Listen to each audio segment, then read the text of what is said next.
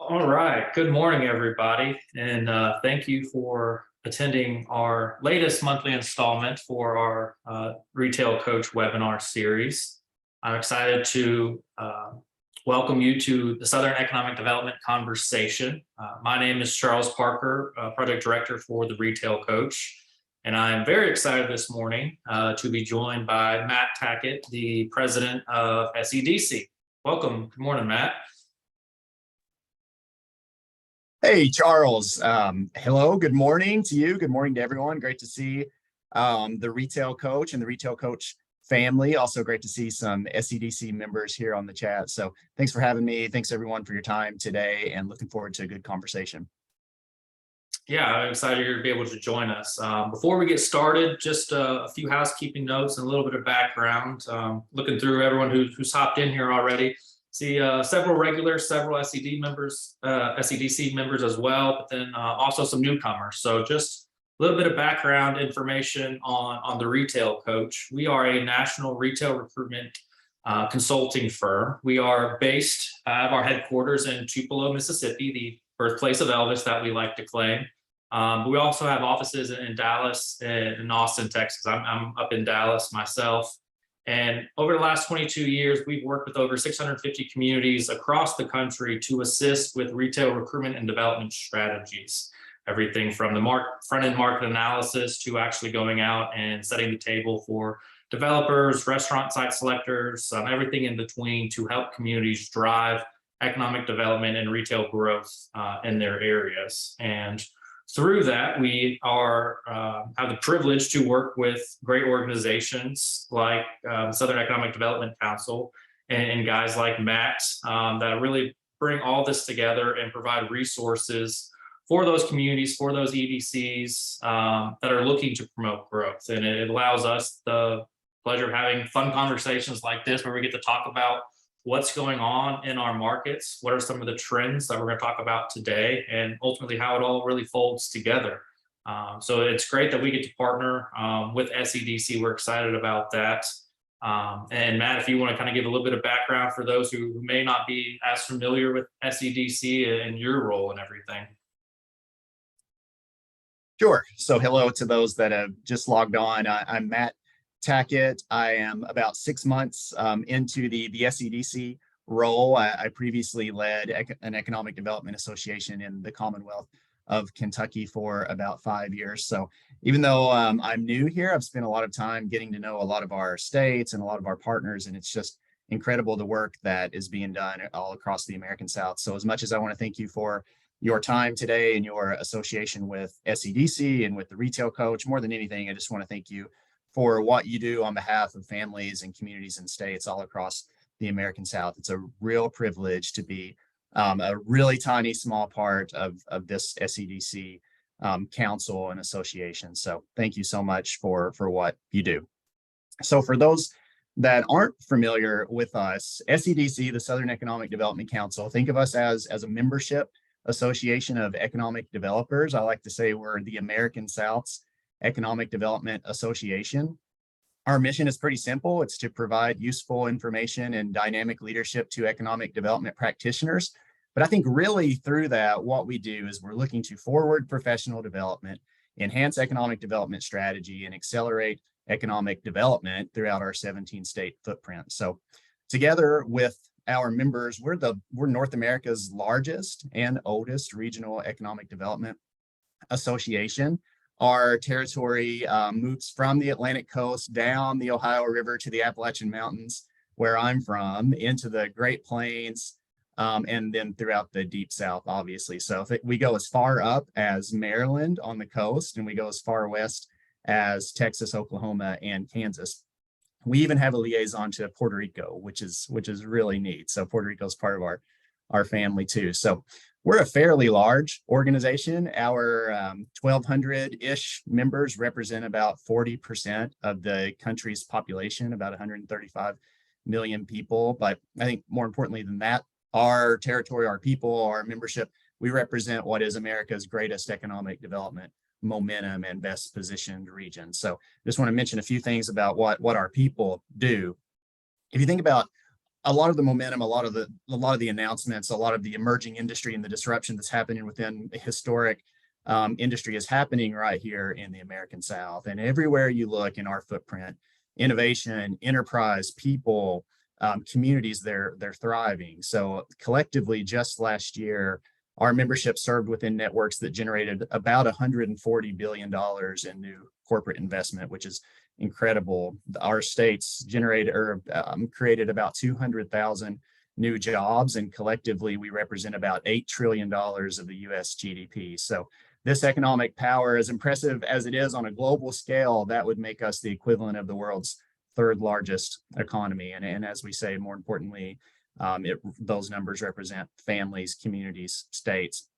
If you think about where we're going, our labor force and our participation rates are at decade highs, potentially all-time highs. I've only looked back 10 years, but 10-year highs. And at a time when workforce is at a strain, the American South is incredibly advantaged specific to that item. Our communities are readying sites and buildings unlike ever before, and we stand ready, as you all know this better than I and the Retail Coach family, but our community stand ready as a welcoming, vibrant partner for enterprise. So this combined with our intrinsic and quality of life advantages really position us as one of the best positioned, probably the best positioned economy region on the planet.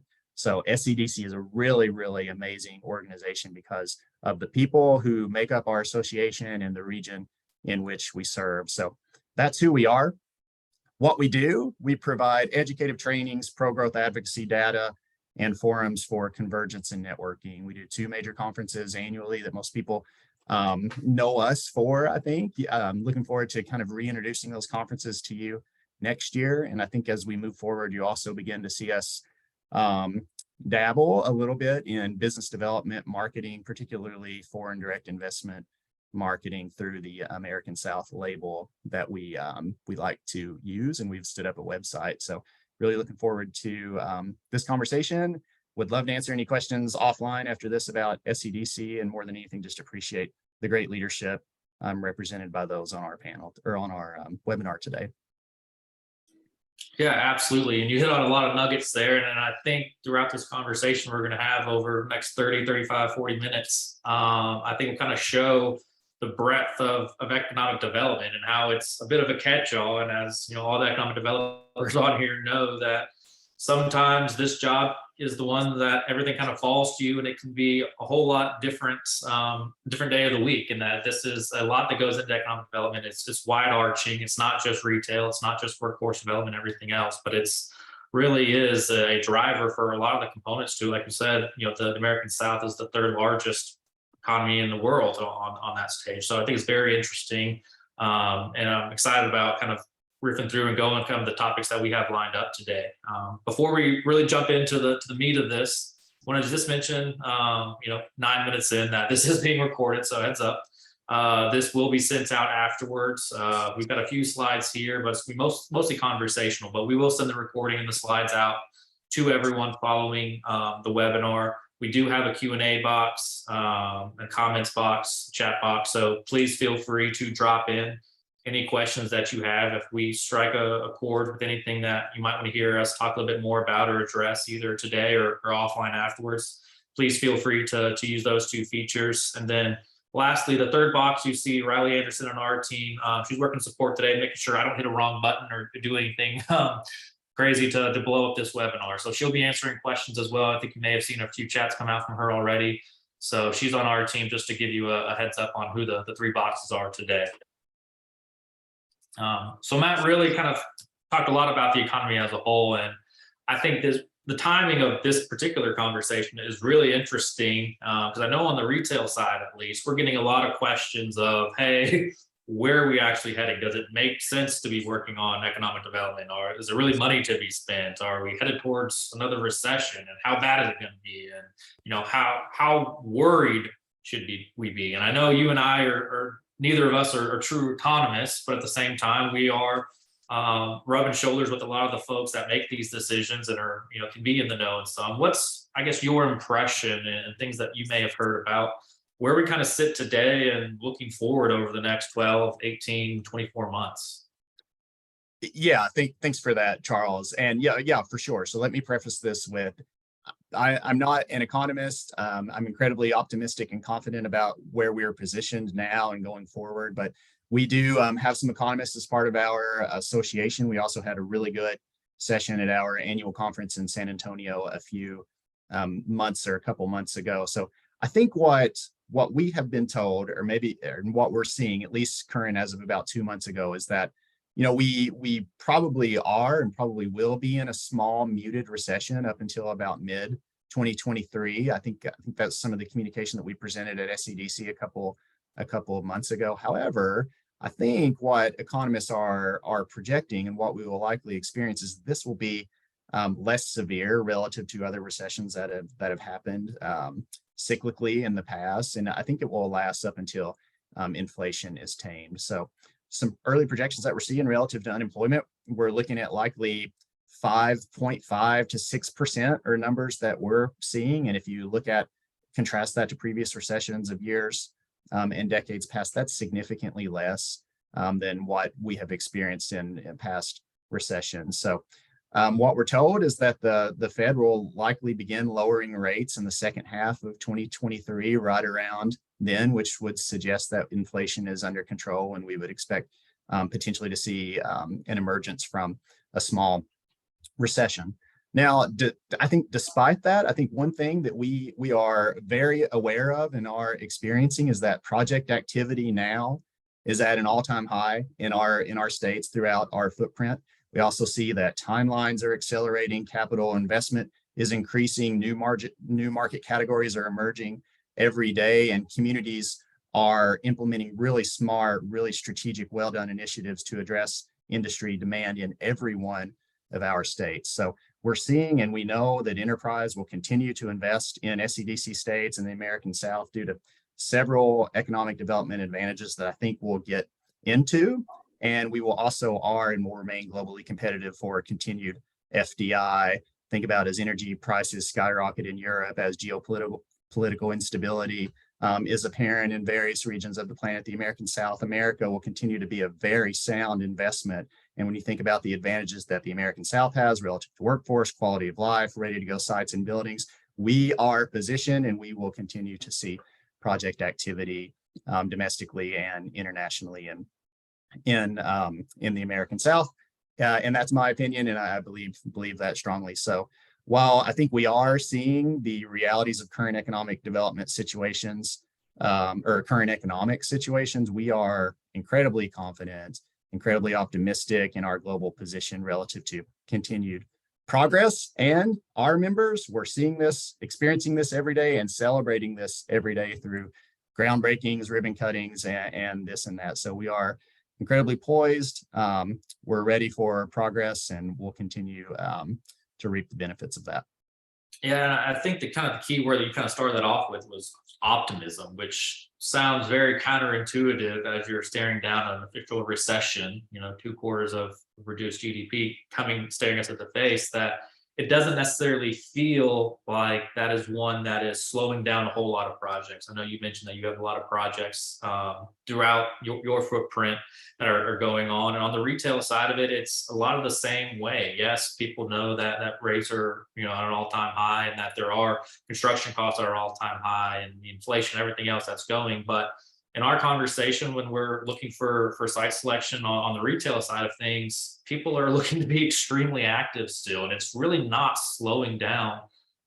Many people, if any, they're asking us for, hey, what are some redevelopment sites? Hey, where are some larger parcels we can do grocery development? That we're constantly looking for new sites, still trying to fill our pipeline coming out of COVID. So although there is this kind of dark cloud that seems to be lingering, no one's really seems to be too terribly afraid of the storm that is coming and the rain that's coming, which I think is really interesting in the fact that it's not like previous recessions to date, and that there is still this high level of optimism. We'll get into some holiday spending toward the end of this that reflect that as well. But for the future, the economy, especially in the American South, it's still a place that people want to be, and I think that kind of lends itself to why there is such strength of the American South and why that is an area. I'm little bit biased, born in Texas, went to school in Mississippi, lived in Mississippi for 10 years. I've moved back to Texas, been in the South most of my life. It's a great place to live. But overall, Matt, what are some of the reasons that you think that those 17 states that you talked about, why is that become such an engine? Why is there such a level of optimism in that area? Well, I think we're seeing it every day. I mean, you think about the American South. We have the people power. We'll talk about during a time when labor force is strained throughout the United States, throughout the world. The American South is advantaged. There's probably a little bit of misconception about what's happening with our workforce. We're actually growing. I'll throw some stats at you here in a bit.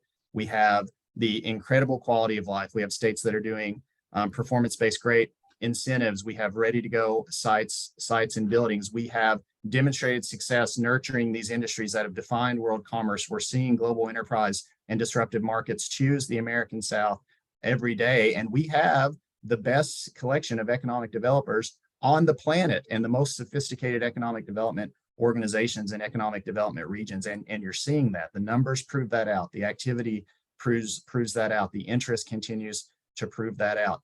And we don't sit back and rest on, hey, we did $140 billion worth of investment last year. We had 200,000 created new jobs. This is really good. We're the third largest economy. We are seeing a race for product development readiness, a race for talent attraction. We are seeing incredibly competitive moves being or initiatives being implemented all across the American South. And when you combine that with our intrinsic advantages, our transportation advantages, our utility and logistics partners. When you think about there are communities in the American South that can put anything you want to make anywhere on the planet overnight. We are incredibly advantaged, and we are incredibly motivated to continue to advance that advantage. And the numbers prove that out, and everything that we're going to get into from here really bear witness to why we are successful and why we will continue to be successful. It's no joke when we say we are the third largest economy on the planet. We're also the best positioned economic region on the planet for so many reasons that we like to talk about at SEDC, and I know we'll get into that a bit today. Yeah, and just kind of breaking it down by state, because it is ultimately a collection of states. But when you go and look at the annual list of best states to do business, and ask the 4 or 5 people who put that list out every year, you're going to see your staples in Texas, North Carolina, Tennessee, Georgia. Virginia is number 3 listed this year. North Carolina is back to the top spot after kind of, I think Tennessee, Georgia, and Texas have kind of bounced around the last few years. But we have 6 of the top 11 states for ranked for doing business in the country, and I think that collection of them, makes it a very attractive region to say, hey, this is a collection of folks that understand how to attract business, like you mentioned, having the top economic developers in the world in this area. But there's a reason these states have performed and have been perennially ranked at the top of their list, whether that's Georgia with their vertically integrated movie production aspect, or the vast amounts of corporate investment that has been attracted through electric vehicles as of late. And this is just an area that, whether it's as a region or individually, has some really bright shining stars, and quality of life as well. What are, I guess, the aspects when you look at these rankings, Matt? Why do you think that this is an area that we can expect to move forward? That you say it's not just looking backward, but these are states that we think are going to continue to perform well. Economic developers, economic development strategy, and they are informing pro-growth legislatures all across the American South.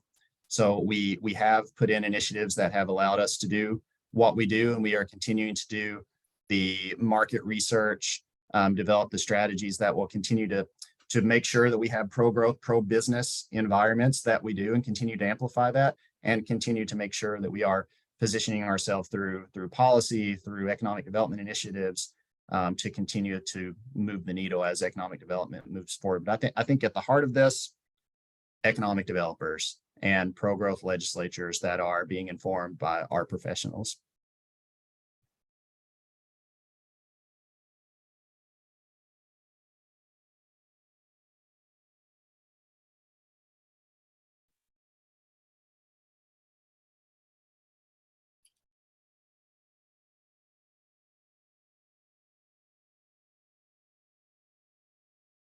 Can you hear me, Matt?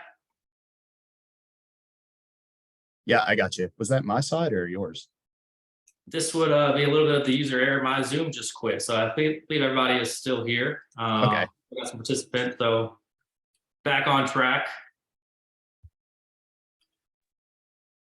Oh, and back at it. So let nothing happen. So this is part of the work from home and the resiliency of the American South in action. yeah, look at us there. You know, that honestly, that was really impressive. If you ended the Zoom on your side somehow and then got it back, and it looks like everyone's still here. So kudos for that. That was some really good mitigation on the fly there, because I would have Yeah, if anybody expected. wants to drop in some chats to say what a great job that was, that'd be incredible. It would help my psyche just a little bit this morning too.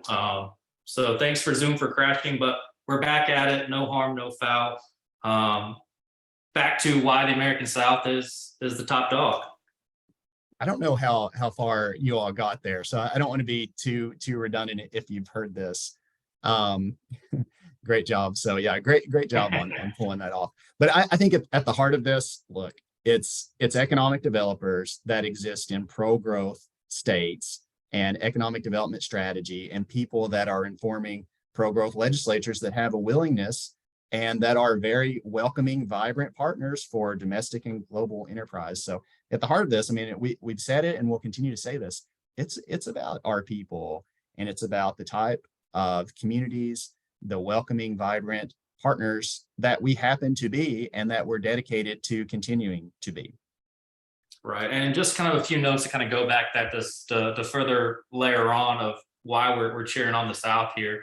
But there's just a few notes that were pulled from the World Economic Forum, looking at, kind of that map and the rankings, that the South really just blew away the other four regions across the country in terms of new business applications for this year on a monthly basis. And that's a pretty standard number and a standard aspect of it. And then on the retail side, we always like to pull back to Wise Retail. Retail is a major driver of those new business applications. That is a major component of a successful economic development strategy. That, the retail components of that go into quality of life that we'll discuss, everything else. But it really is a key point of that.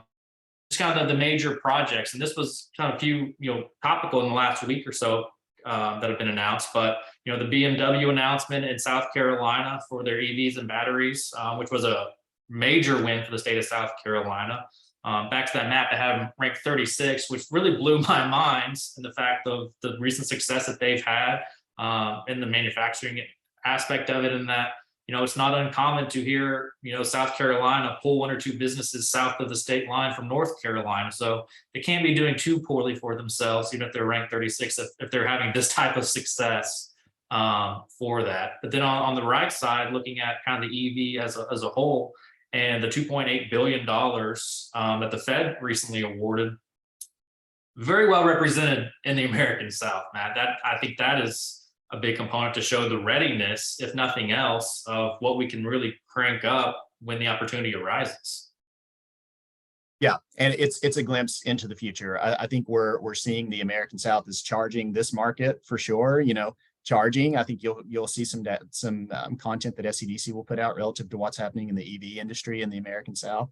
But it's a glimpse into what is happening in that market, what will continue to happen, the confidence that we have not only in EV but in every other emerging sector, and the historic iconic sectors that we already give world-class experiences here. So I think it's just a testament to pro-growth, pro-business, world-class environments that we have here. It's a testament to the workforce that we have here. We have a growing, the workforce growth in the United States is in the American South, and we'll get to that in a bit. But it also shows that, look, global industry, domestic industry, enterprise recognizes that they can quickly be operationalized in a very successful market region in the American South. So we're only going to continue to see acceleration from here.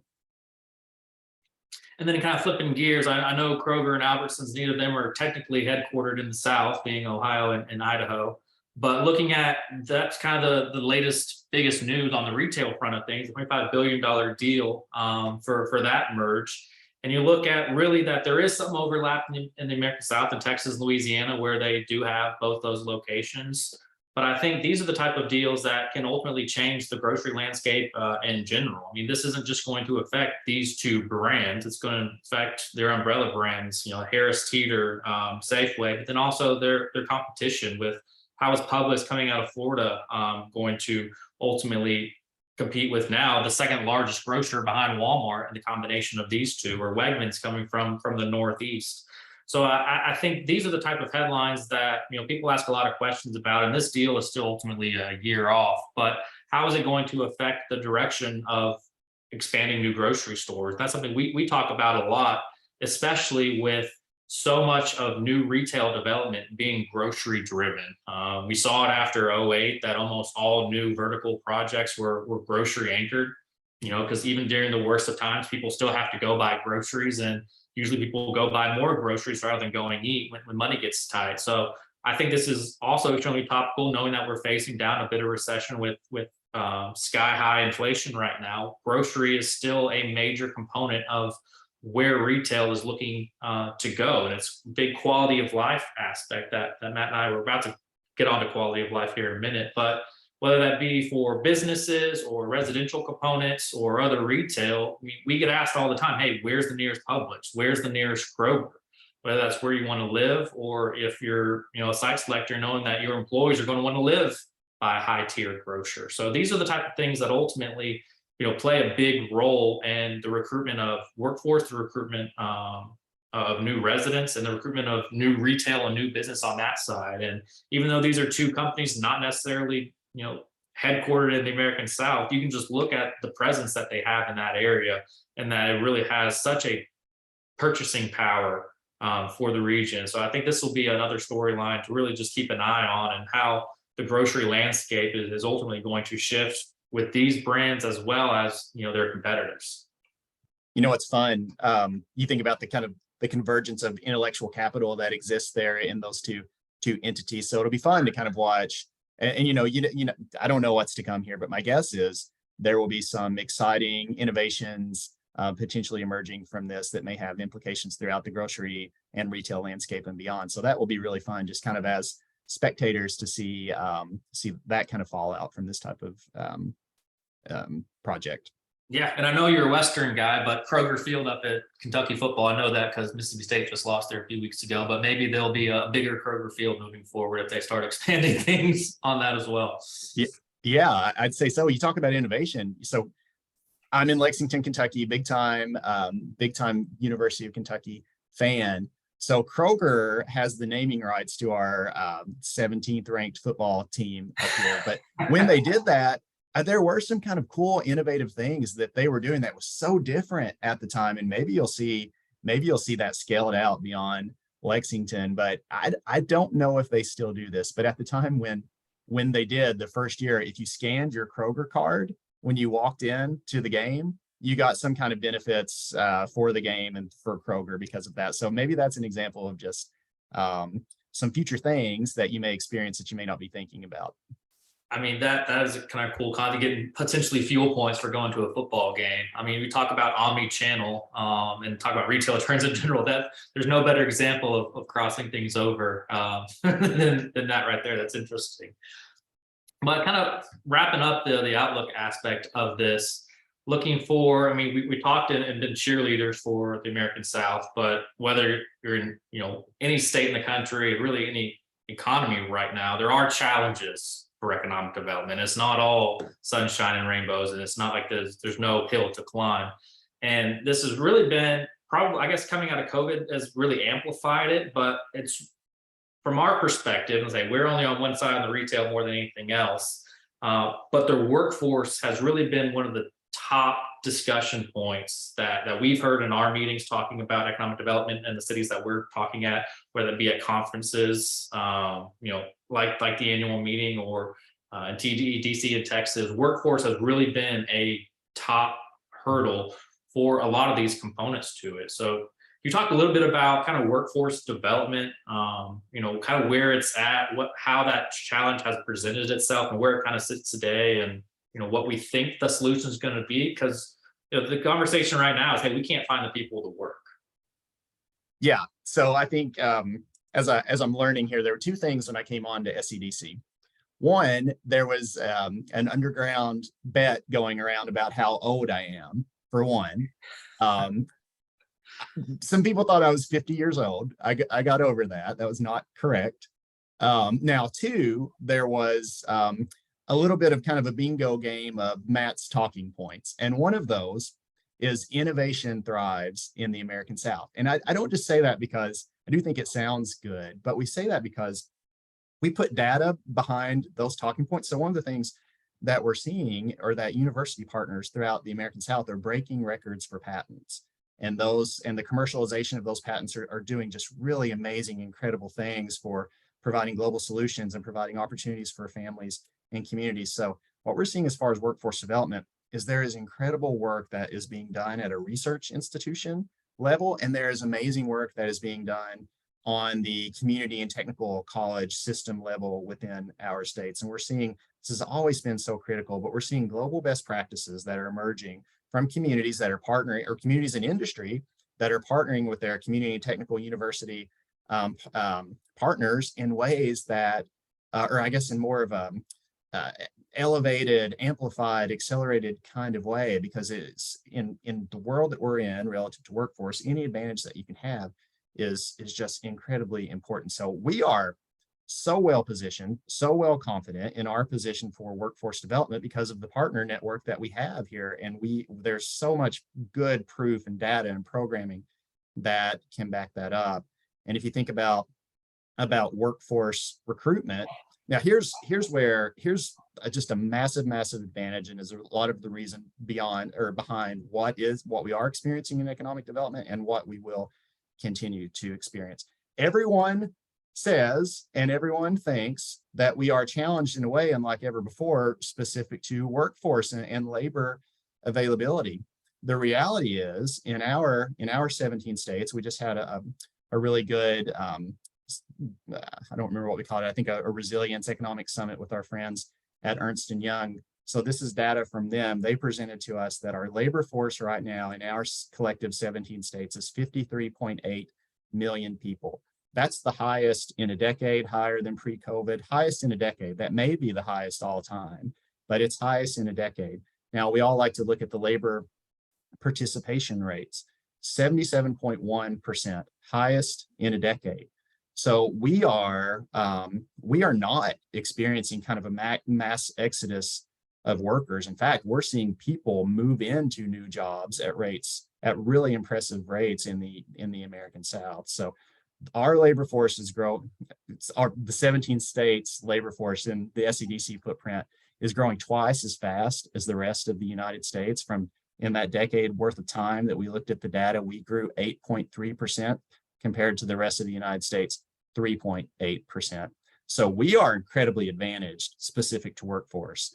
And that's why you're seeing what you're seeing and will continue to.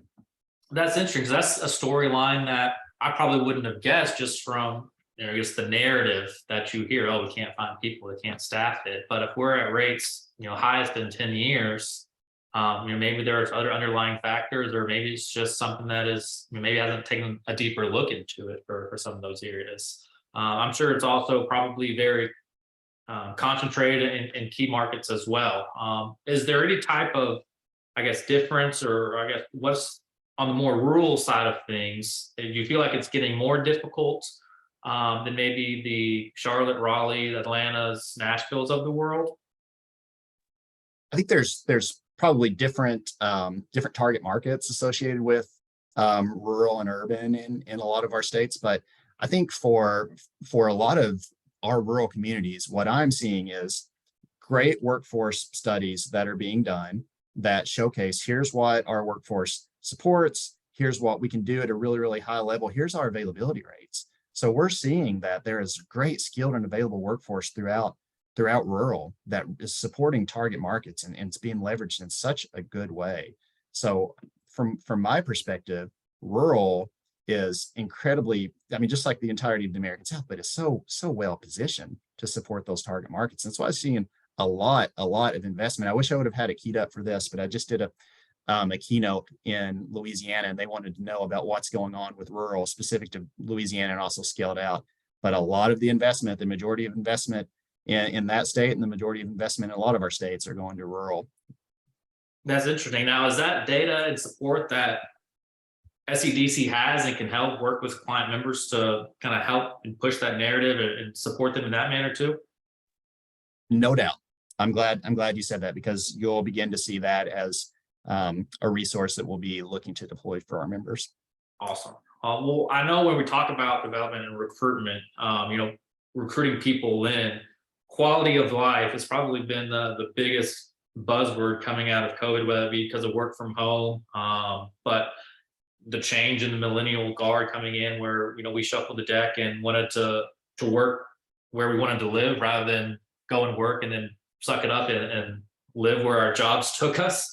I feel like my generation really was the big driver in that, but quality of life has kind of risen to the top. And I know in one of the sessions at the annual meeting that FCDC had back in San Antonio, it talked about the biggest jump in responses for the biggest hurdle was quality of life. And how do we create an area that people want to live? And I know from talking with economic developers that are working on major corporate recruitment that they're getting feedback of, hey, where's the Chick-fil-A? Where's the Starbucks? Where are there things for kids to do? And it sounds silly that a Starbucks or a Chick-fil-A could actually be a talking point of why you don't bring in a 500 job corporate development. But I think it's very telling that at least those are the conversations that are being had much more frequently than before. So have you kind of seen the quality of life discussion become more and more prominent in some of these conversations about corporate recruitment? There are a lot more seasoned people that have been economic developers on this webinar, and definitely part of SEDC too, that have a lot more experience than business development, than ED than I do. But I cut my teeth a little bit on business development in Kentucky 5-6 years ago. And when we were going out trying to market the advantage of Kentucky as a business location, and domestically and internationally, I would come in, one of the lessons I learned, so buttoned up, probably not as loose as I should have been, and would just go on different data points, data. Here's why this makes sense. And it was a friend of mine at the time and continues to be a friend. He pulled me aside early on in my career and said, "Hey, Matt, that was pretty good, but guess what? I could have got every bit of that on my phone. Why don't you focus on what makes your communities different? What's unique? What are the major differentiators?" And he said it. He said, "Just tell the quality of life story, because those are major advantages, and those are the things that we can't necessarily pick up unless we understand the story."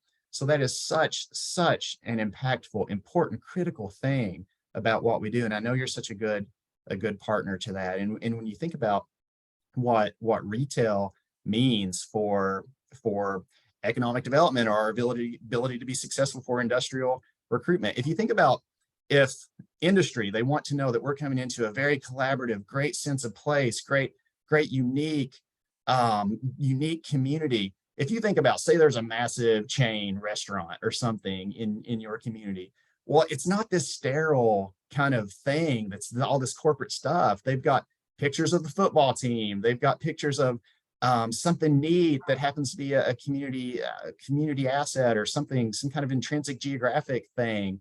They really come in and build just lean into what's unique about the community, and just so interwoven and important to the fabric. And it's really important for talent attraction, for economic development attraction, quality of life. I mean, it all goes hand in hand, but it is so critically, massively important. And that's a lesson I learned really early on. Yeah, it's interesting. But you talk about see on your phone, but there's a value to saying, oh, there's a Target in this town. They must have X, Y, and Z. And they must have a population.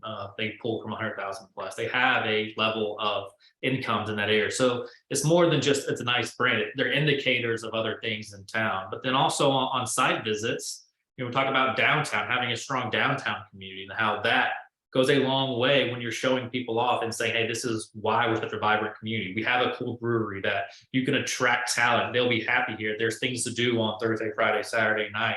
They bring their families. It's somewhere they can see themselves living from that aspect. So it's not just the national brands. It's cultivating those small businesses as well that create that local feel that people want to put on Instagram and say, hey, look, this is where I live. This is why I moved here. And it all ties back in the things you can put on that platform to attract the corporate side as well. It's a thing you really can't measure too.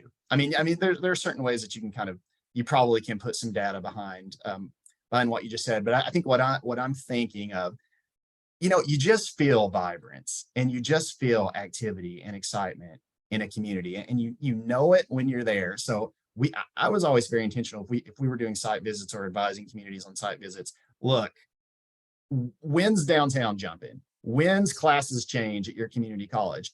Take them around then at that exact time, or just be very intentional about that. So it all goes hand in hand just to creating a vibrant sense of community and activity and excitement that pays really meaningful dividends that can be demonstrated. And there's all kind of tips for site tours. My favorite one from Jenny at MAS in Municipal Association of South Carolina says that you can put bag of chips or bottle of water under the seat and tell your riders, hey, there's a snack under the chair when you want to pass something that maybe you don't want them to see, or part of town they maybe don't want to highlight as much. You can distract them just a little bit till you get back to where class is getting out. Now it's all hybrid again. So there's a lot of tips. We could probably do a whole other webinar on site tours for that. But then kind of looking at the last piece here, product development. I think this is probably a piece of overall economic development that people may not know how positioned the South is for this. And I know, the main aspect of this is the corporate product development, but it also ties in nicely to the retail side as well. Yeah, I'm glad you included this. So I'd love your take on retail, but just overall, I think what we're seeing across our footprint is that states and communities are investing in site development unlike ever before, and at amounts unlike ever before. So it's so exciting. There are initiatives out there in states that are allocating multiple hundreds of millions of dollars specific for one state, and that's happening in multiple states for product and site development. So this is a very, very crucial piece of what we do, because quick, risk-free site selection experiences and quick operationalization will win out the day now. So just recently, I know a lot of our folks on this webinar have probably saw, but the Site Selectors Guild survey showcased that only 4% of surveyed selector or consultants said that workforce is the single most important issue in landing a project.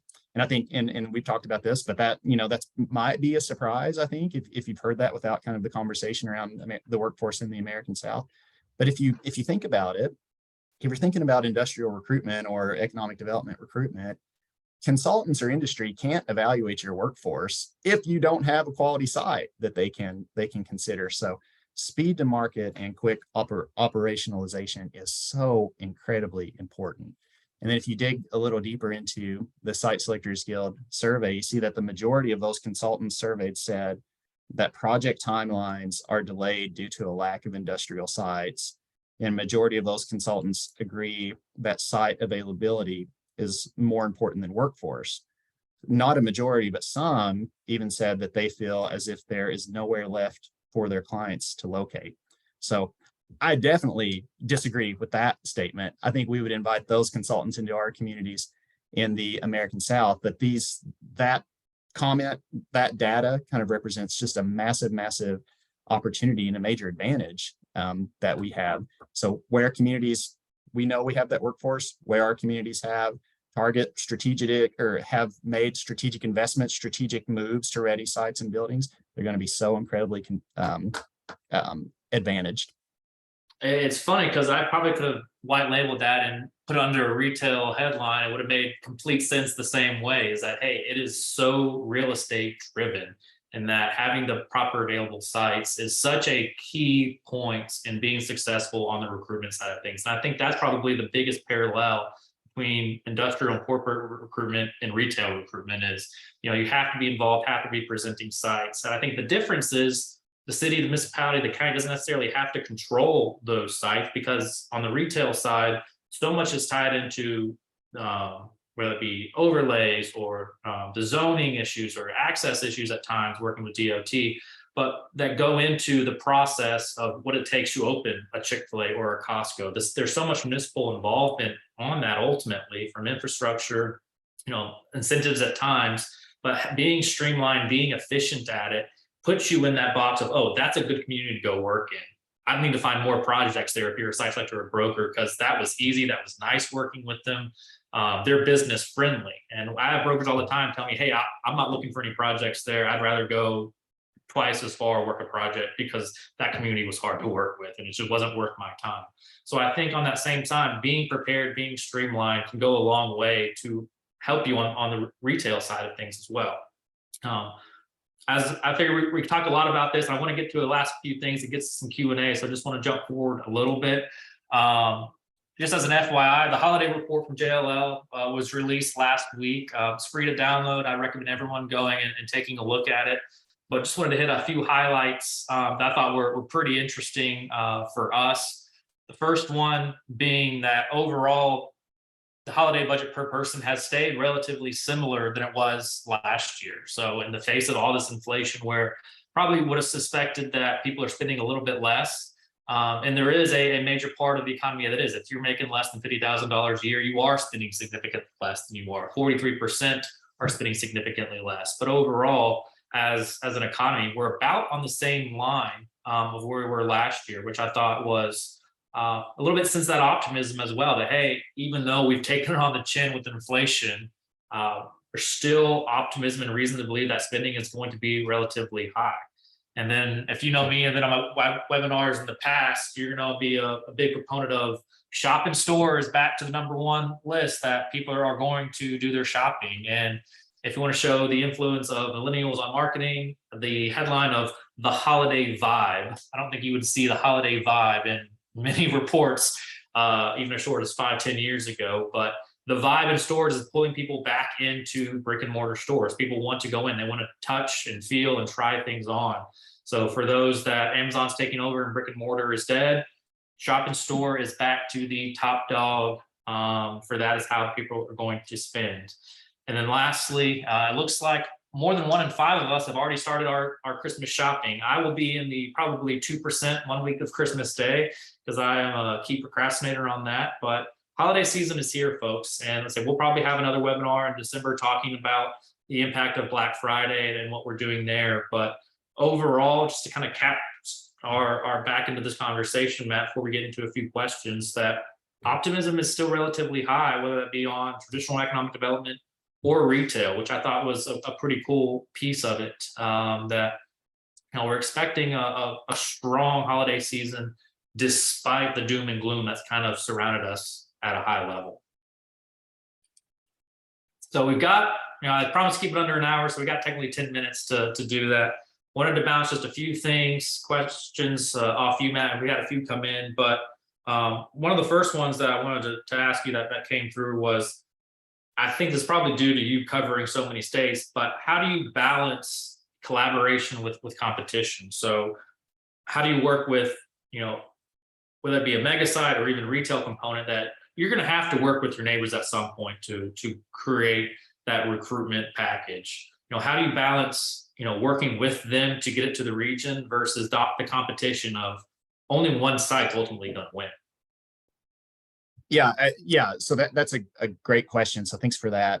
So, and I think that's something that we really haven't broached as an SCDC in the past. We've not been in the weeds on project recruitment, and definitely not in the weeds specific to some state or a community's recruitment or interaction with that potential location. But what we are committed to reviewing now, and you've seen a little bit of sprinkling of content from us, and you will continue to do so.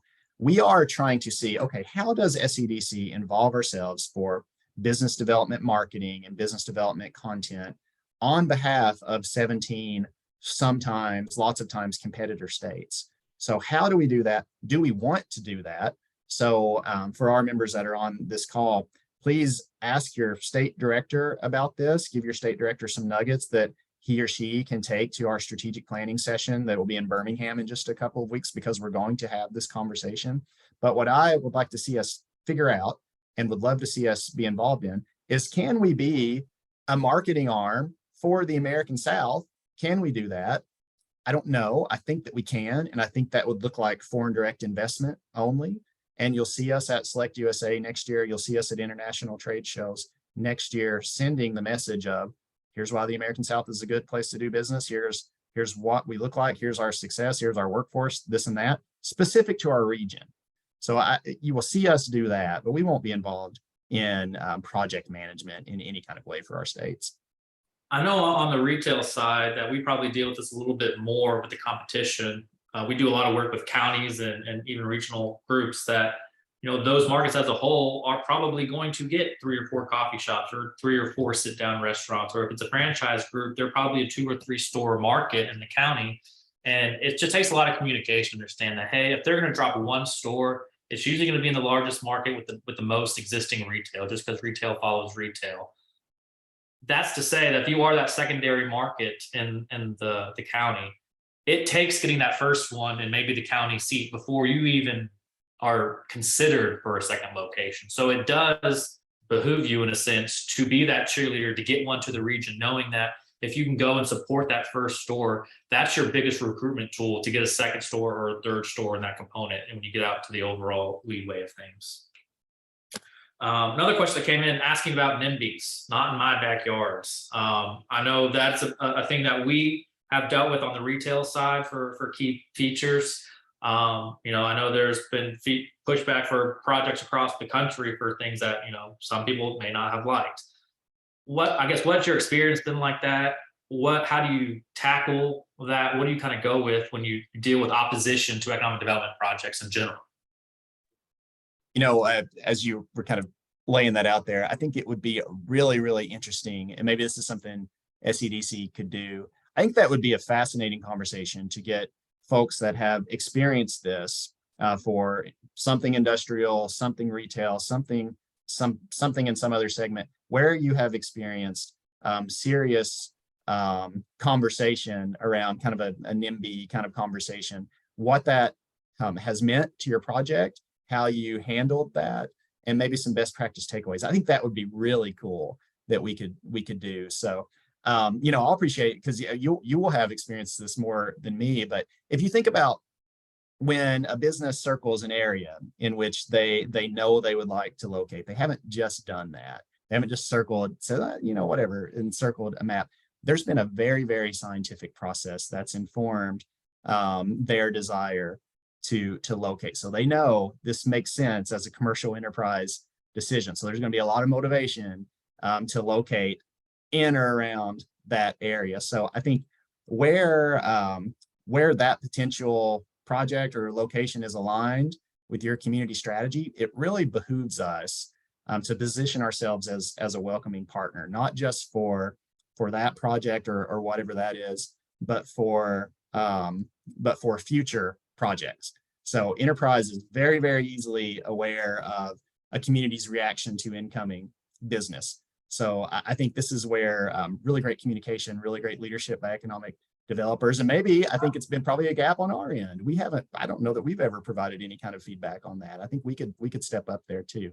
But I think communication, community understanding their goals and the benefits thereof would be really key. Yeah, and you mentioned that they've already invested a lot of money deciding that, hey, this is a general market that will be successful. And they've run the models. They know that, hey, we need a store location in this 30-minute drive time. They don't care what the zip code is. They don't care what the address is. They care if it meets their population, demographics, incomes, frontage, if it's retail. And the only ones that ultimately are harmed or helped by where they land is that municipality itself or that county itself. So to a 3-county region, most of the negative pieces that people are going to take offense with are probably going to come regardless. It may not be their actual backyard, but it's going to be the same strain that they claim to be on, the resource that might be in the area.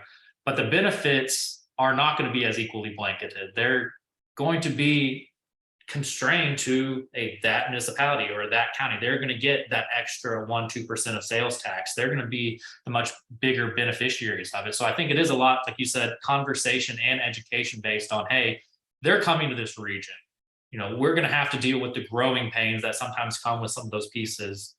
it's going to happen whether we fight it or not for the most part. Now, there are cases whereas, I know Bucky's has done something, they've actually just completely left and gone much further down the road. But it takes an educational piece of, hey, this is going to happen. Would we like to be on the beneficiary end of it? Would we like to be able to say, hey, it's in our area?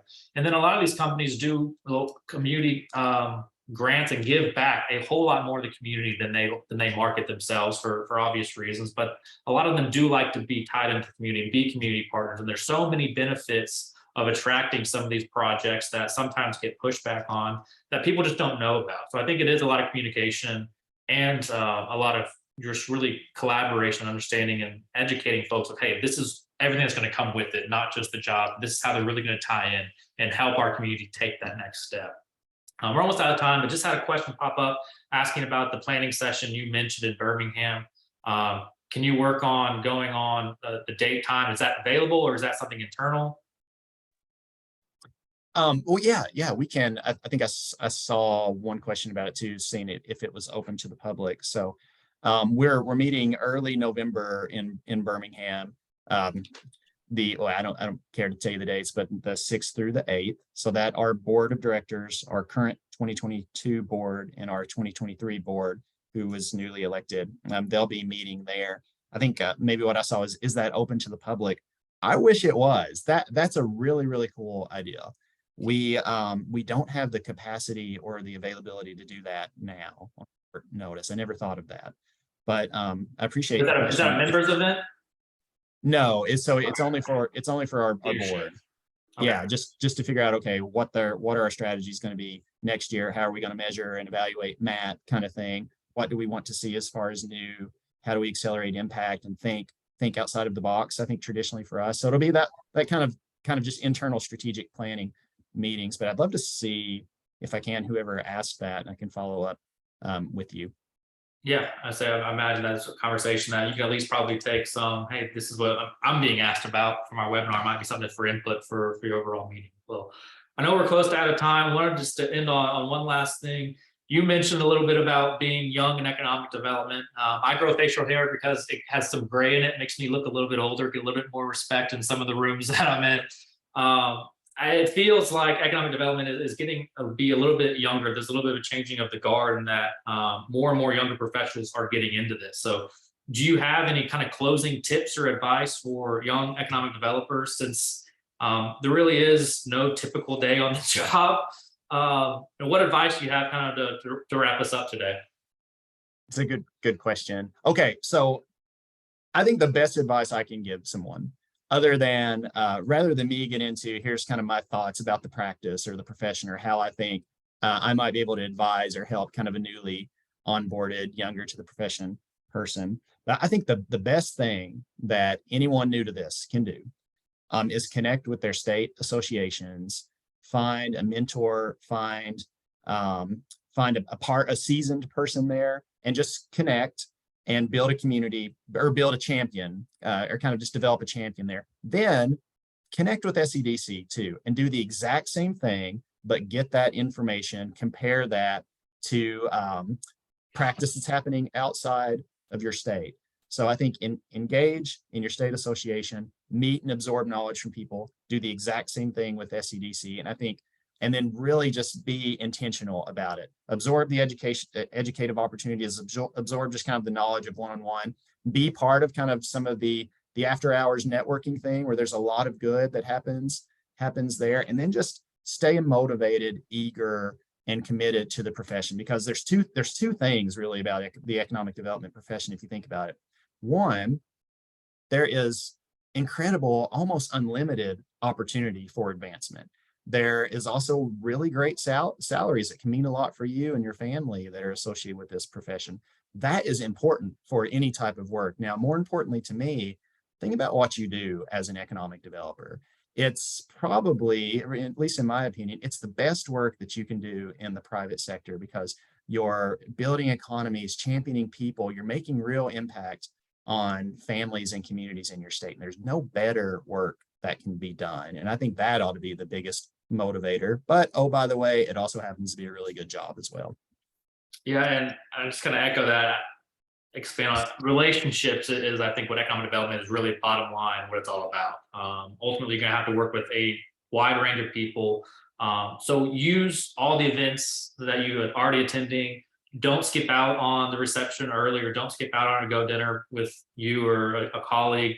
Be intentional about meeting people, introduce yourself to folks for a couple of reasons. One, you never know who can ultimately help you. Then also, there's a lot of I don't say turnover, but there's a lot of cross pollination with economic developers that you said there's a lot of room for advancement. Advancement usually means changing job and going to a new area. So you never know where someone you might meet, where they are today. They might be in a completely different role in a completely different state in 5 years from now. And you never know how ultimately, having a relationship with that person might help you and ultimately get a deal done on the other end of that. So meet as many people as you can, try to build a network, and be intentional about it. Don't do it for the sake of it, Matt, like you echoed. Be intentional about what you're doing, and I think those are the ones that we ultimately see be the most successful. That, hey, everyone knows that guy.